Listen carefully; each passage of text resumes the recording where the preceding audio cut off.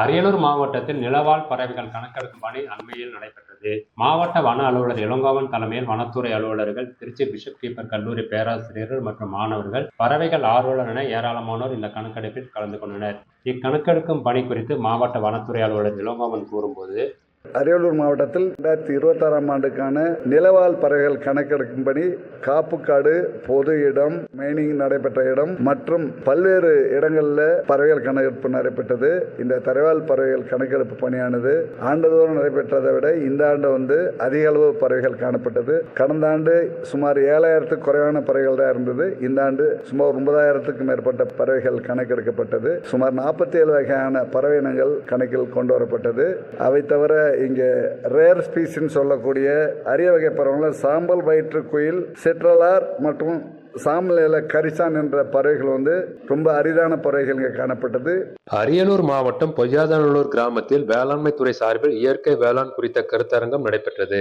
இக்கருத்தரங்கில் இயற்கை வேளாண்மை எவ்வாறு செய்வது, இயற்கை வேளாண்மைக்கு மத்திய மாநில அரசுகள் வழங்கும் மானிய திட்டங்கள், இயற்கை சார்ந்த இடுபொருட்கள் குறித்து பல்வேறு ஆலோசனைகளை வேளாண் அறிஞர்கள், வேளாண் துறை வல்லுநர்கள் மற்றும் இயற்கை விவசாயத்தில் ஈடுபட்டுள்ள விவசாயிகள் தங்களது அனுபவங்களை கூறினர். இது குறித்து அரியலூர் வட்டார வேளாண் உதவி இயக்குனர் சாந்தி கூறும்போது, இயற்கை விவசாயத்தை ஊக்குவிப்பதற்காக மத்திய மற்றும் மாநில அரசுகள் இணைந்து பல்வேறு வகையான திட்டங்களை வேளாண்மை துறையின் மூலமாக செயல்படுத்தி வருகிறது.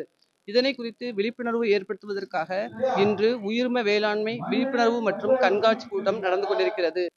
இயற்கை வேளாண்மையை ஊக்குவிப்பதற்காக அரசு என்னென்ன திட்டங்கள் செயல்படுத்துகிறது, இதில் பயன்பெறுவதற்கு என்னென்ன தகுதிகள் வேண்டும், இதில் எவ்வாறு பயன்பெறுவது என்று குறித்து விழிப்புணர்வு மற்றும் கருத்து காட்சி கூட்டம் நடைபெற்று வருகிறது. இதனை அனைவரும் பயன்படுத்தி குறைந்தபட்சம் 1/2 ஏக்கராவது இனிவரும் காலங்களில் இயற்கை விவசாயம் செய்யுமாறு கேட்டுக்கொள்ளப்படுகிறது.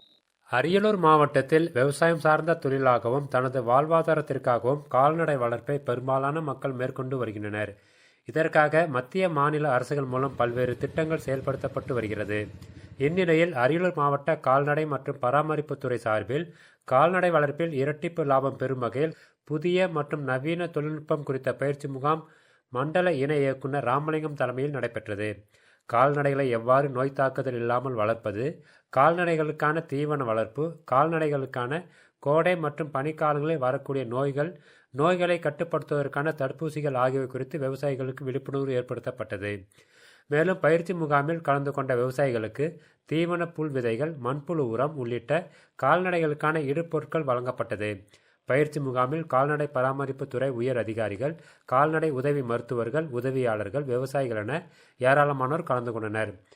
முகாம் குறித்து கால்நடை மற்றும் பராமரிப்புத்துறை மண்டல இணை இயக்குனர் ராமலிங்கம் கூறும்போது, இந்த நவீன தொழில்நுட்பம் வழங்குவதன் முக்கிய நோக்கமே விவசாயிகளுக்கு 2 மடங்கு லாபம் ஈட்டி கொடுப்பதற்காக தான் இந்த நவீன தொழில்நுட்பத்தை புகுத்தி பயிற்சி கொடுத்து அவங்களுடைய வாழ்வாதாரத்தையும் லாபத்தையும் அதிகப்படுத்துவதே மெயின் நோக்கம்.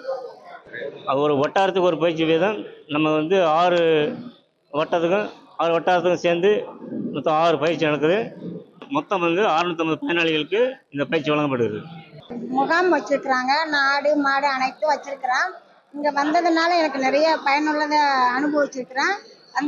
சோளம், உரம் எல்லாம் பயனுள்ளதாக கொடுத்துருக்குறாங்க. இங்கே வந்ததுனால எங்களுக்கு தெரியாதெல்லாம் நிறைய தெரிஞ்சுக்கிட்டோம்.